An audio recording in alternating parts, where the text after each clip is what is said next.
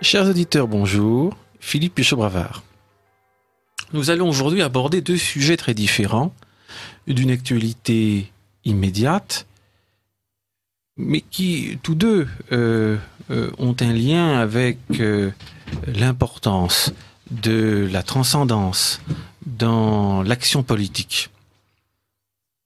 Dans une première partie, nous allons parler de la parution d'un livre d'analyse juridique et politique passionnant, qui est l'un des événements de la saison littéraire, à savoir La République organique en France, ouvrage qui a été publié par Madame le professeur Marie-Pauline de Zwart, aux éditions Via Romana.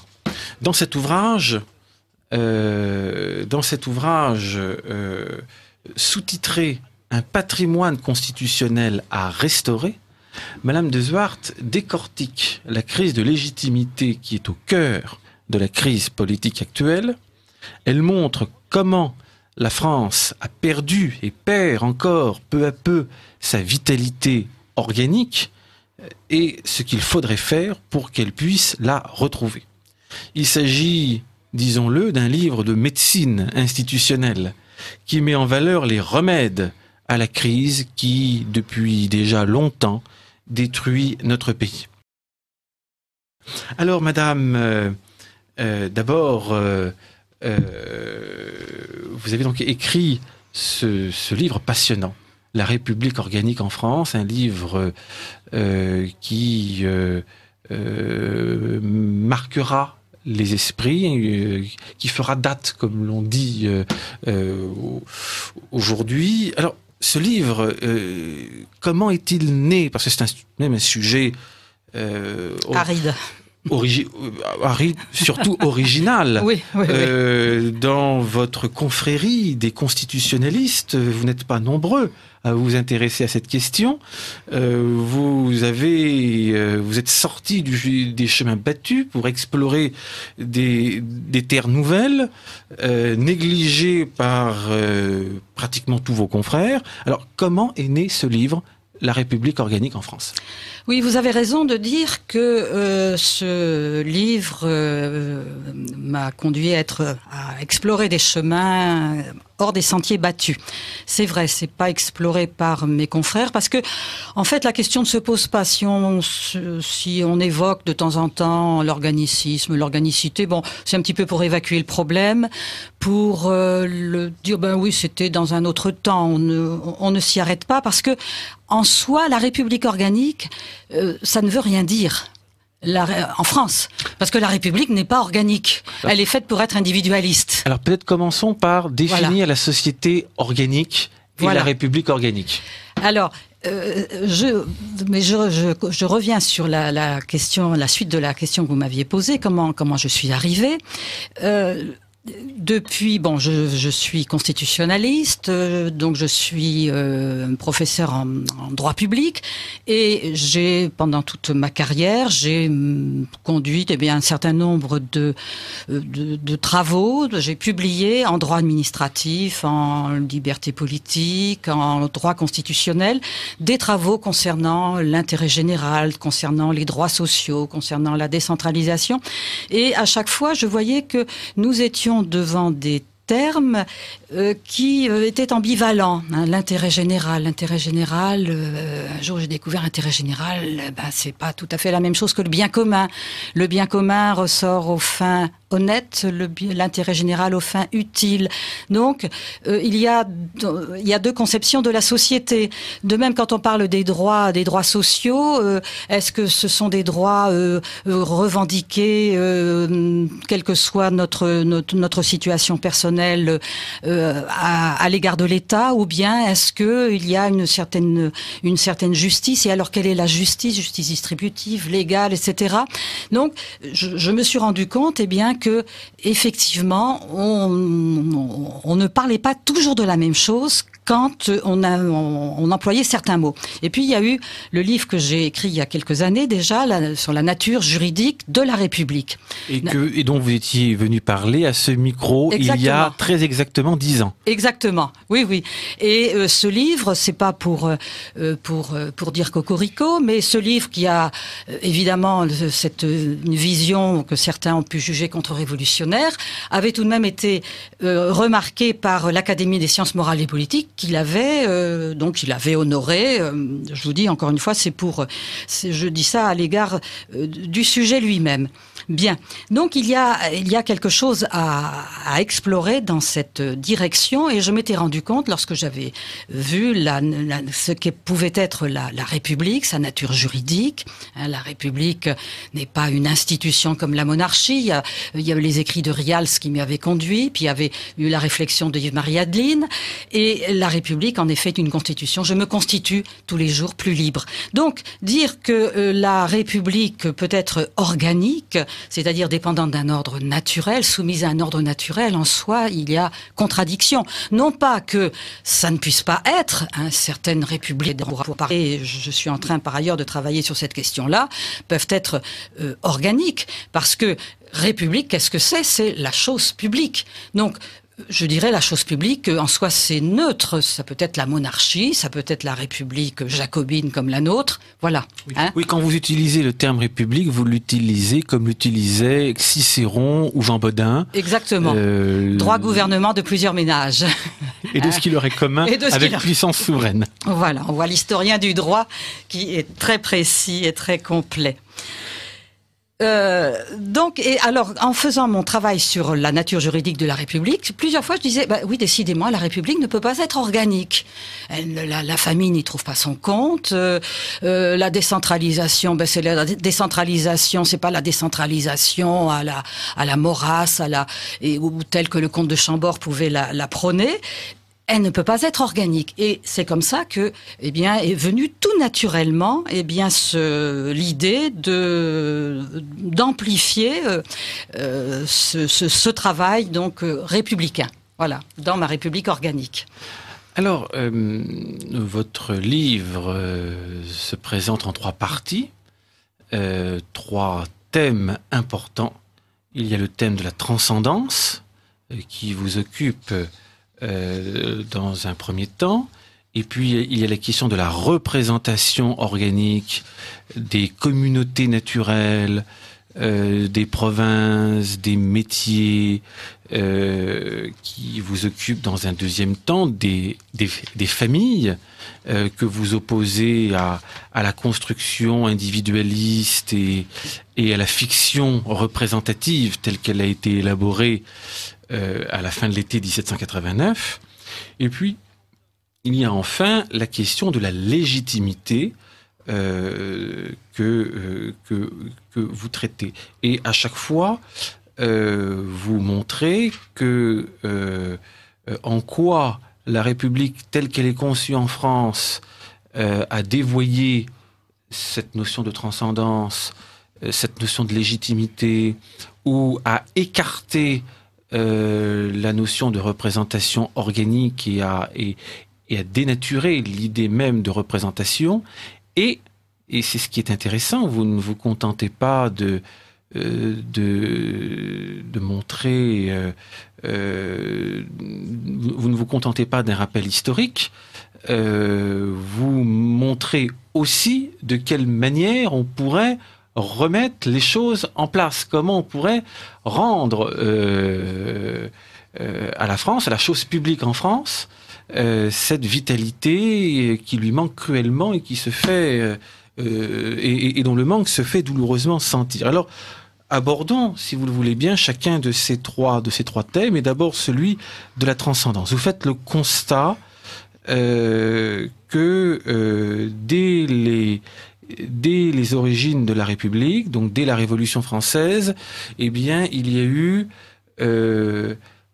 ce rejet ou cette instrumentalisation de la transcendance détournée de son objet au profit d'une religion de la patrie, d'une religion de la République, cette religion civile dont parlait Rousseau, qui a théorisé Rousseau dans le contrat social. Oui, alors la transcendance, pourquoi la transcendance? Parce que vous allez me dire, on peut faire une constitution sans transcendance. Mais quand on parle de république organique, et tout à l'heure vous me demandiez qu'est-ce qu'une société organique? Une société organique, c'est une société, je dirais, qui respecte qui respecte la vie, qui respecte le développement de chacun, et pour le développement de chacun, bien il est nécessaire bien comment dirais-je, que règne un certain ordre, ce que l'on appelle l'ordre naturel. J'essaye de dire les choses de la façon la plus simple possible. Et cet ordre naturel, eh bien, est étudié tout au long des civilisations depuis des siècles. Cet ordre naturel qui s'appuie sur la loi naturelle, eh bien, qui a été remis dans notre cœur par le Créateur. Et on s'est rendu compte, bien sûr, que dans la mesure où on respecte l'ordre naturel et la loi naturelle, eh bien, la vie peut se développer bien dans des meilleures conditions. Donc, une république, une société organique, c'est une société de vie qui respecte l'ordre naturel voulu par le Créateur. C'est-à-dire le droit naturel conçu de manière objective et non subjective, comme l'a fait Grotius et ceux qui se sont inscrits dans sa lignée. Exactement. Dans la lignée d'Aristote, de Cicéron et de la pensée chrétienne, c'est-à-dire un ordre naturel dans lequel le droit naturel, il est centré sur l'idée du juste. Oui, c'est sur l'idée du juste. Et puis cet ordre naturel, comme vous le disiez, nous est donné, il est objectif. Nous ne le faisons pas tous les jours, nous ne le remettons pas en cause. Nous ne discutons pas cet ordre naturel. Comme disait Salazar, nous ne discutons pas Dieu. Bon, ça c'est... Alors, c'est pour cela que quand on parle de système organique, de société organique, eh bien, nous plaçons d'emblée dans une perspective, eh bien, d'un ordre qui est soumis à une transcendance. Alors, je dirais que la qualité de cette société, j'ose dire qu'elle dépend de la qualité de la transcendance, parce que on n'a pas entendu l'État chrétien. Les Grecs, les Romains avaient leurs dieux, avaient des divinités, et cela, et je dirais que cette démarche est tout à fait louable. Et c'est cela d'ailleurs qui a fait les civilisations. Il n'y a pas de civilisation sans sacré, et ça, ce sont des choses que l'on entend tous les jours sur Radio Courtoisie. Donc c'est pour cela qu'il fallait que je commence ce travail par parler de la transcendance, et d'ailleurs c'est ce qu'ont très bien compris les révolutionnaires. Les révolutionnaires que vous connaissez très bien, Philippe, eh bien les révolutionnaires ne voulaient plus de ces entraves, ne voulaient plus de ces entraves de l'ancien régime. On était arrivé à un degré de jouissance dans la société qui devait être assez élevé, et donc les entraves morales de l'Église et puis il y a toujours la bataille du prince de ce monde contre ce qui lui résiste. Il y a eu une lutte terrible, je pense, à cette époque-là. Alors on le voit d'ailleurs au moment de la rédaction du texte emblématique qui est la Déclaration des droits de l'homme et du citoyen. Oui. On a deux éléments qui sont très intéressants. On a un député, le fameux Mirabeau Tonneau, le vicomte de Mirabeau, qui au cours des débats avait relevé qu'il n'était pas utile de rédiger une déclaration des droits de l'homme, il suffisait d'inscrire le décalogue en tête de la Constitution, tout y était, et on pouvait directement passer à la Constitution.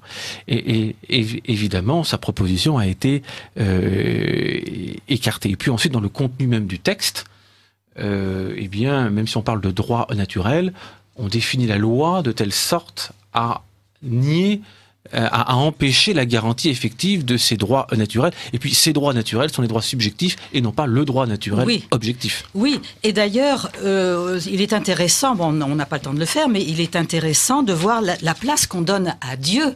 Enfin, on est dans une société qui a 95% à l'époque catholique. Et tout cela va être balayé au nom de la liberté.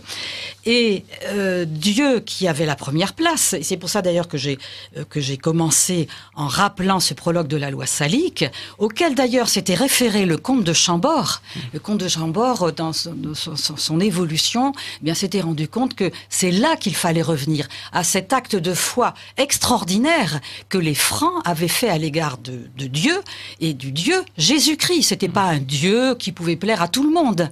Moi, c'est ce qui me frappe beaucoup. C'est cet ancrage dans Jésus-Christ.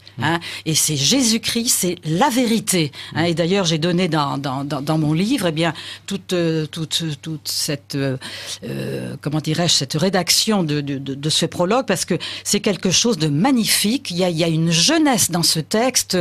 Je dirais que ça a de quoi susciter l'enthousiasme. Alors, au moment de la Révolution, il est tout à fait frappant. Bon, c'est d'accord, c'est vrai, il y a beaucoup de choses qui sont sclérosées, je pense. Bon, je suis pas historienne du droit, mais enfin, on se rend bien compte qu'il faut peut-être faire quelque chose. Et il est question de restaurer la société, de restaurer la nature, etc. Donc, qui dit restaurer dit, bon, ben, on va revenir aux principes dans leur pureté originelle. Donc, ils auraient dû dire, eh bien, on va revenir à ce prologue de la loi salique, on va se revenir à cet acte de foi de nos ancêtres. On a mis tout cela, on a mis un petit peu beaucoup de dentelle au-dessus, un petit peu trop de châteaux délicieux, etc. On va revenir à cette pureté. Eh bien non, au contraire, ils vont tout écarter. Ils vont tout écarter et nous remarquons que, et alors c'est tout à fait intéressant de voir les diverses déclarations des droits, eh bien, au terme donc de discussions assez byzantines, les constituants vont dire, plus question de Jésus-Christ, etc., non, l'Assemblée nationale reconnaît, déclare en présence, bon, il est là. Et sous les auspices, ça fait un petit peu, vous savez, la pitié, et sous les auspices de l'être suprême. Oui, enfin, c'est en 89 qu'on dit ça. On a l'impression que l'être suprême n'est que le spectateur. Oui. Et il puis est pris à témoin. Oui, il est pris à témoin. Et voilà. puis, ça peut porter, on ne sait jamais, ça peut porter bonheur, ça fait un peu gris. L'être suprême, mais c'est se moquer. C'était vraiment se moquer de Jésus-Christ et de l'acte de foi de nos ancêtres. Il y a véritablement une volonté d'exiler Dieu hors de la cité. Oui. Et pourquoi exiler Dieu ? Parce que c'est Dieu auquel est adossé cet ordre naturel. Il n'y a pas besoin... Alors évidemment, vous allez me dire, oui, mais c'est un truc catho, alors on peut être... Non, l'ordre naturel que respectaient nos ancêtres, c'est l'ordre naturel qu'ont essayé de respecter les Grecs, les Romains... D'ailleurs, la plus belle définition qui en a été donnée l'a été par Cicéron dans le De Republica, 50 ans avant la naissance du Christ. Oui. Donc c'est bien la preuve que c'est pas spécifiquement chrétien. Exactement. Et simplement, je dirais que la chrétienté, le catholicisme a apporté quelque chose de supplémentaire, a apporté bien cette séparation, pas séparation, mais cette distinction entre la nature et la surnature, entre le naturel et le surnaturel, qui a conduit, à faire la séparation entre le pouvoir spirituel et le pouvoir politique. Parce que on dit souvent, ouais, mais c'est catho, donc ouais, c'est le pouvoir des curés. Mais non, pas du tout, bien au contraire. Le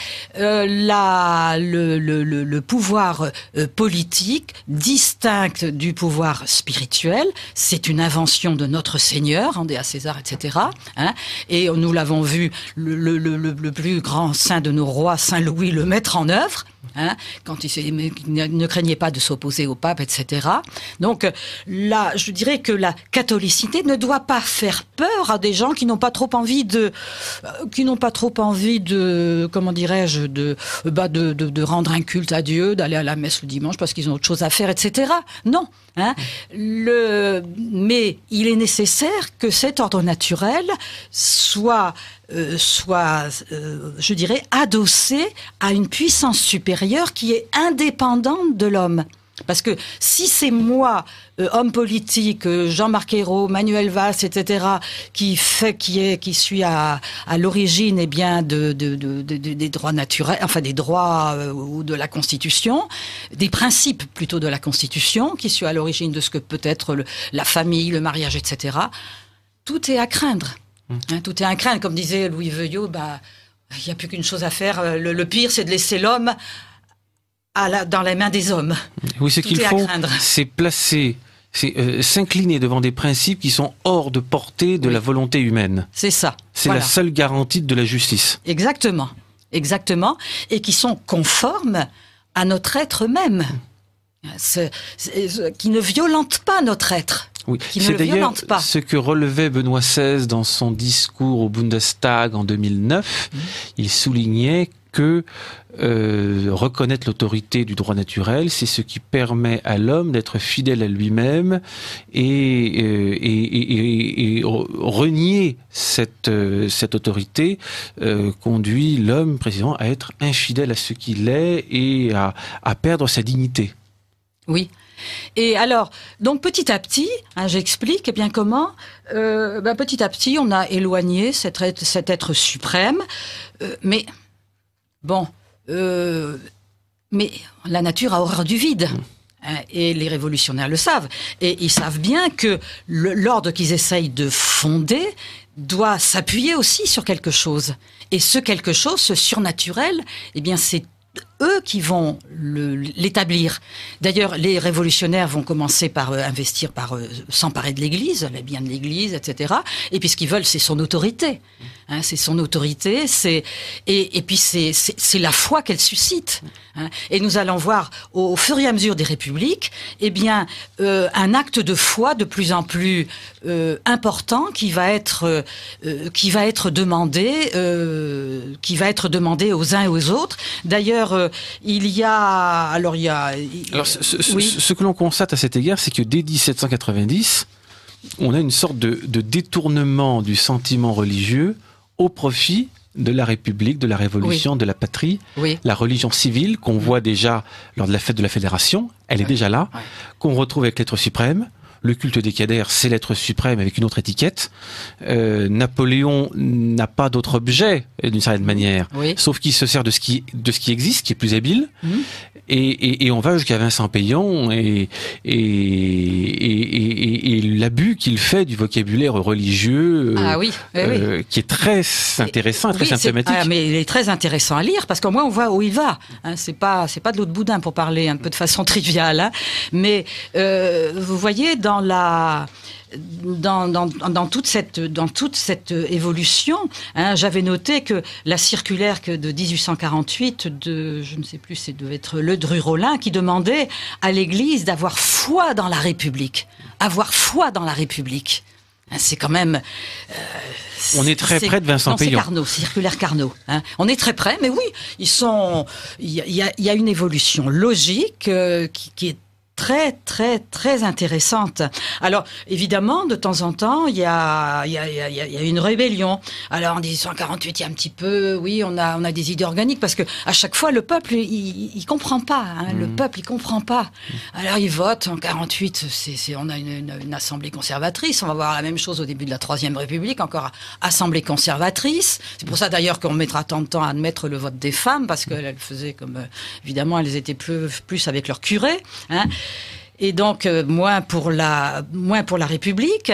Alors de temps en temps, on a des idées d'adopter des principes organiques, et puis, et c'est ça que j'ai trouvé intéressant dans cette étude que j'ai faite, c'est que ces principes de l'ordre naturel, ces principes organiques, ce sont des principes de vie. Donc que l'on soit pour ou contre l'ordre naturel, on est obligé d'y avoir recours. D'ailleurs, vous pouvez remarquer, quand ça va mal en France, vous entendez les hommes politiques, moi je me rappelle j'entends encore François Mitterrand parler du bien commun. Je crois que c'était à propos d'un truc aussi anodin, enfin aussi peu... on se souvient comme le préservatif ou je sais pas trop quoi. On se souvient que fin mai 40, la classe politique de la 3e, du Front populaire, les radicaux socialistes en tête, se sont rués dans les églises pour demander au bon Dieu de faire un miracle. Le bon Dieu qu'ils avaient chassé. Oui, exactement. Ça serait tout de même bien qu'on le rappelle. Oui, exactement.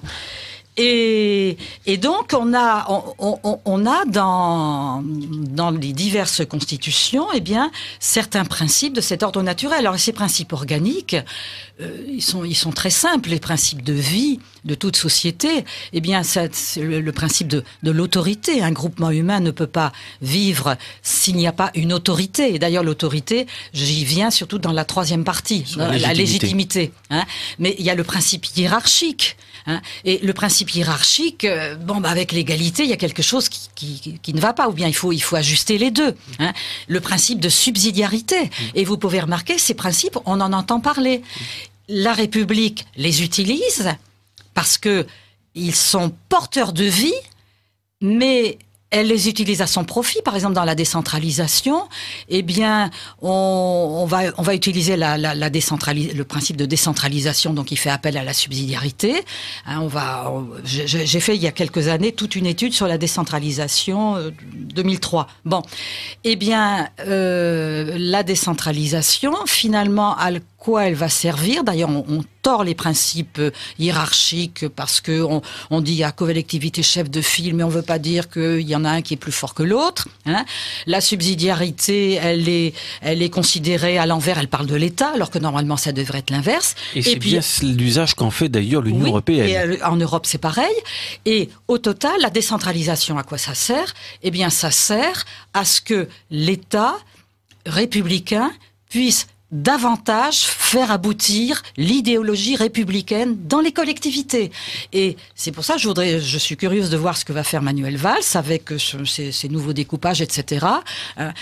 Est-ce qu'on va pas encore avoir une nouvelle avancée, décentralisatrice, qui sera en fait une nouvelle avancée républicaine, toujours plus de liberté, toujours plus d'égalité, et en fait toujours plus de totalitarisme, parce que on en arrive là.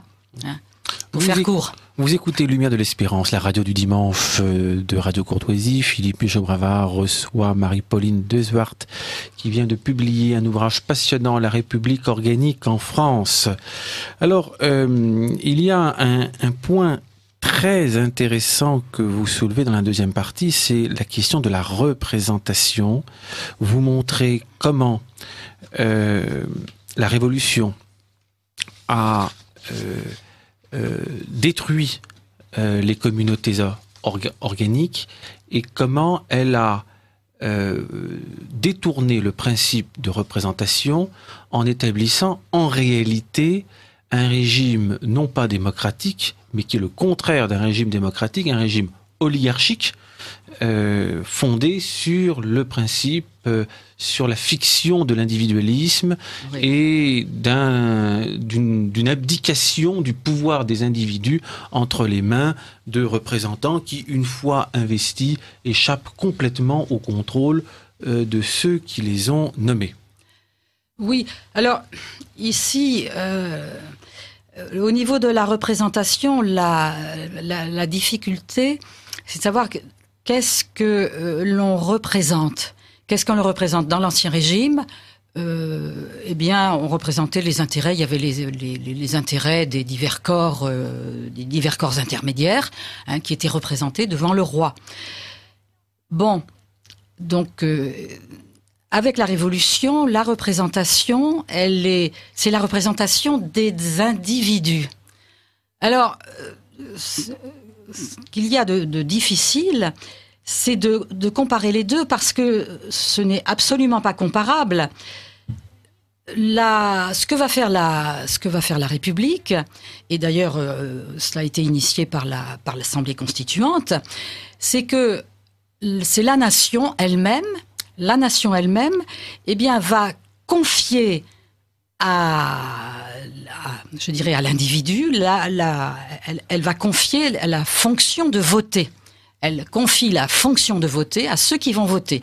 Ce qui va permettre d'ailleurs d'établir dans un premier temps le suffrage censitaire. Parce que, évidemment, ils n'étaient pas plus bêtes que nous, ces constituants. Ils se doutaient bien que la populace, entre guillemets, eh bien, risquait de les déborder rapidement. Et donc, après avoir proclamé à l'article 1er de la Déclaration des droits que les hommes naissent et demeurent libres et égaux en droit, et bien 6 mois plus tard, il distinguait entre citoyens passifs, actifs et actifs éligibles. Voilà, exactement. Oui, parce que... Et alors tout ça, donc, ce sont des fonctions que donne la nation, donc que donne l'État, que donne la République. Alors, ça va vous faire un corps électoral que j'ai qualifié qui est indéterminé, hein, parce que c'est finalement, puisque ce n'est pas autour des intérêts professionnels, intérêts familiaux, du service, familiaux, provinciaux. etc. Oui, exactement. Donc le corps électoral devient plastique, et on le voit bien avec l'Europe. Où ce corps électoral est amené à se diluer. D'ailleurs, les lois qui accompagnent cette définition de la représentation sont des lois qui détruisent les provinces, qui détruisent tout l'habillage territorial, qui détruisent ensuite les corporations et les corps de métier, et qui affaiblissent la famille par des interventions dans le droit de la famille, du mariage et dans le droit des successions. Exactement. Et alors, ça nous fait un corps électoral donc qui est complètement indéterminé, parce qu'individualiste, donc tout est possible, et par le fait même qui est déconnecté de la nation. Et à l'heure actuelle, ça devient caricatural. Et à ceci, on ajoute l'interdiction suivante, c'est-à-dire interdiction des mandats impératifs. Le corps électoral ne peut pas, donner ordre à celui qui le représente d'agir dans telle ou telle direction. Donc on est dans l'abstraction la plus totale. Oui, chaque député ne représente plus la circonscription qu'il a élue, mais toute la nation, et il bénéficie d'une liberté totale pour légiférer en son âme et conscience, indépendamment de tout engagement qu'il aurait pu prendre vis-à-vis de ses électeurs. Oui. Et donc ça permet, donc c'est une fiction. C'est une fiction parce que ces députés qui n'agissent pas et qui n'ont pas à agir sur ordre de leur corps électoral, ces députés sont censés dire, et seulement quand ils se réunissent, quelle est la volonté de la nation. Donc, en étant complètement déconnectés de ceux qui les ont portés au pouvoir. Et ceci ne date pas simplement de 91, 93, etc., parce que, en fait, toutes les constitutions se sont suivies, mais ceci est toujours vrai à l'heure actuelle. C'est toujours vrai. Alors, ce que vous montrez dans votre ouvrage, c'est qu'à plusieurs reprises dans l'histoire, il y a eu des tentatives inabouties ou incomplètes pour réintroduire des éléments d'organicité dans cette représentation. Et vous citez plusieurs textes, vous citez les projets constitutionnels des années 40, du maréchal Pétain, qui d'ailleurs, soit dit en passant, j'ouvre ici un petit crochet, on a célébré pompeusement les 70 ans du vote des femmes, mais le vote des femmes figurait dans la constitution du maréchal Pétain 3 mois avant. Je ferme le crochet. Et puis on retrouve cela dans la constitution de la 4e République, de manière affaiblie dans celle de la 5e, et de manière un petit peu accentuée dans le projet de réforme du Sénat du général de Gaulle en avril 69. En 69. Oui, alors le suffrage familial a toujours été un petit peu un serpent de mer, mais enfin qui était pas trop dangereux. Et j'ai remarqué dans tous les projets de suffrage familiaux, que les constitutionnalistes examinent poliment pour montrer qu'ils ont fait le tour de la question, mais qu'il n'y a pas à y revenir. Mais de toute façon, ça reste les raisons sont toujours individualistes, c'est-à-dire ce sont des suffrages familiales à mesure où le chef de famille peut avoir un mérite supplémentaire. Donc il y a une perspective utilitaire. Il y a une perspective utilitaire et toute la doctrine est dans cette perspective utilitaire. Hein. Et c'est Labine de Villeneuve dont vous me parliez de tout à l'heure, eh bien, qui disait bon, tous ces projets, c'est intéressant. Il a des bonnes analyses de la doctrine constitutionnelle française. Ce Labine de Villeneuve, c'est une merveille à lire parce que c'est très clair, c'est écrit de façon très agréable, hein, et en même temps c'est très savant et c'est pas ennuyeux. Mais il fait remarquer que dans tous ces projets, eh bien, ce qui manque, c'est finalement, ce qui devrait être dans une société organique, c'est de reconnaître à la famille son autorité sociale. Hein, et c'est ça. Et on peut reconnaître une société organique, eh bien, à la place qu'elle fait à la famille et à l'autorité sociale qu'elle reconnaît à la famille. Hein. Et effectivement, dans les projets du maréchal Pétain, nous avons eh bien cette place qui commence à lui être reconnue. Et puis dans des constitutions comme oui. Alors à côté de la famille, il y a aussi la représentation des corps de métier. Oui. Des corporations ou des réalités professionnelles qui a débouché sur la naissance du Conseil économique et social et environnemental à l'heure actuelle. Voilà, beaucoup plus récemment, oui. Mais initialement Conseil économique et social. Oui.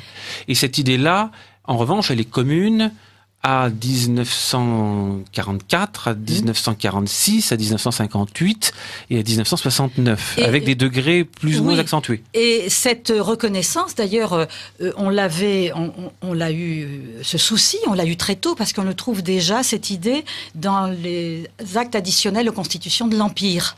Hein, bon, je n'ai plus le texte, évidemment, je ne vais pas le retrouver. Mais la Constitution qu'avait élaborée Benjamin Constant. Voilà. Bon, et je sais que j'ai donné dans mon livre, eh bien, les précisions sur la nécessité qui était reconnue dans ces actes, eh bien, pour la société manufacturière, etc. Bon, reconnaître ses intérêts, hein, reconnaître ses intérêts professionnels. Alors, les diverses républiques, eh bien, ont reconnu qu'il fallait y faire attention. Alors, vous allez me dire encore une fois, mais pourquoi les corporations professionnelles, ça...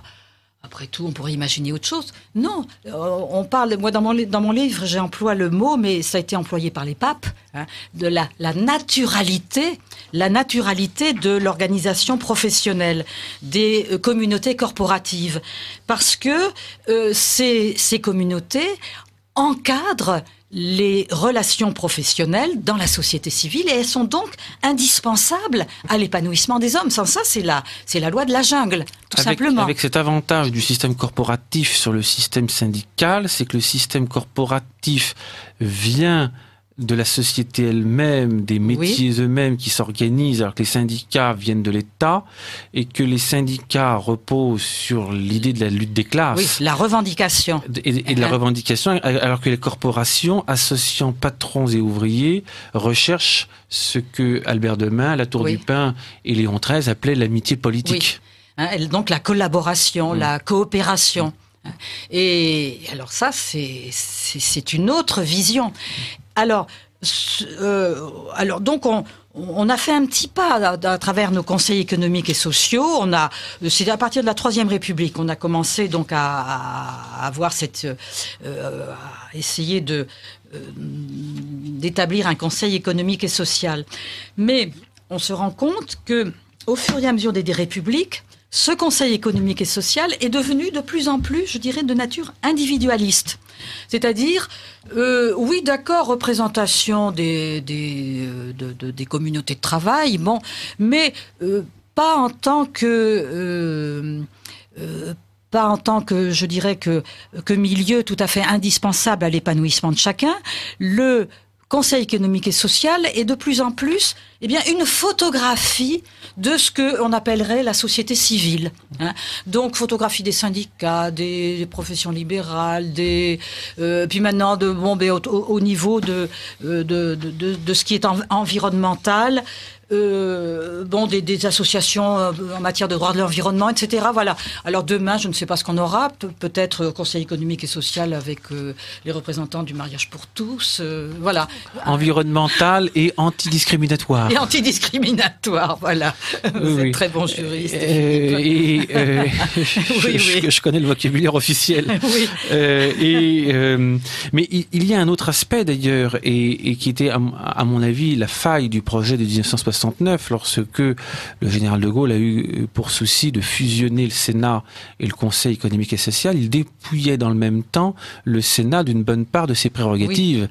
Oui. Et donc, à chaque fois, l'organisme qui représente les réalités professionnelles est un organisme que l'on limite dans un rôle purement consultatif, et auquel on refuse une participation effective à la prise de décision. Et c'est cela qui manque. Oui. Et c'est là que le bas blesse. Et là, il y a une chose à étudier, parce que il y a la représentation des intérêts professionnels. Bon, c'est vrai, par rapport à l'État, ce sont des intérêts particuliers des divers mouvements professionnels, des diverses corporations. Et puis, il faut ajuster cela à l'intérêt général, au bien commun. Hein, au bien commun. Donc là, il y a quelque chose à trouver. Et rappelez-vous, sous l'Ancien Régime, les intérêts particuliers étaient représenté devant le roi, et c'est lui qui disait quel était le bien commun. Hein. Mais pour qu'il y ait bien commun, il faut qu'il y ait communauté du bien. Voilà. Et donc que l'on sorte de cette prison du relativisme, de cette dictature du relativisme dont parlait le bien-aimé Benoît XVI juste avant son élection d'ailleurs. Et d'ailleurs, et en même temps, il faut avoir l'idée que ce bien des organisations professionnelles, qu'on peut qualifier de bien particulier, participe au bien commun. Hein, et il fait partie de ce bien commun. Et donc, en tant que tel, il doit être ajusté, tous ces biens doivent être ajustés, et cet ajustement est notre bien commun. C'est pour ça qu'on dit le bien commun, c'est l'ordre et la justice. Hein. Oui, c'est-à-dire, on a voulu supprimer la synthèse suprême en donnant à des gens qui sont là pour exprimer un intérêt particulier, le soin d'exprimer le bien commun, mais en même temps, ils n'en sont pas capables. Alors, on leur nie, on leur refuse le droit de représenter ces intérêts, mais en même temps, et donc la conséquence, c'est qu'ils représentent d'autres intérêts, ceux de groupes, de groupes de pression, de partis, d'officines diverses et variées. On le voit dans l'affaire Alstom. Hein. Et il n'y a plus, plus cette synthèse qui permet de garantir le bien commun. Oui, mais parce que est-ce que nos politiques actuelles, est-ce qu'ils sont persuadés qu'il y a un bien commun de la France? Je pense que c'est peut-être la question qu'on devrait se poser. Est-ce que la France mérite encore d'avoir son bien commun? Est-ce que son bien ne doit pas être dilué dans un autre bien? Voyez? Et là, je ne suis pas sûre qu'ils en soient tous persuadés. Alors, nous avons abordé 2 des 3 thèmes. Je ne pense pas que nous ayons le temps d'aborder la question de la légitimité, ce sera pour une autre fois. Mais si l'on dresse une synthèse des solutions, il faudrait déjà réaffirmer l'autorité juridique du droit naturel, notamment dans un préambule constitutionnel. Vous citez notamment le préambule de la Hongrie, dont vous montrez à quel point il est enraciné dans l'histoire, dans la réalité naturelle. Oui, ça fait donner des boutons à beaucoup d'Européens, d'ailleurs, je crois. Ah là là, oui. Mais c'est magnifique, hein. La réaffirmation des racines chrétiennes, qui se trouve d'ailleurs dans ce préambule de la Constitution hongroise. Exactement, et puis c'est pas... je dirais que ça n'est pas polémique, hein. D'ailleurs, on retrouve aussi, enfin, d'une manière moins marquée, beaucoup plus discrète, mais il est fait référence à Dieu, par exemple, dans le préambule de la Constitution allemande.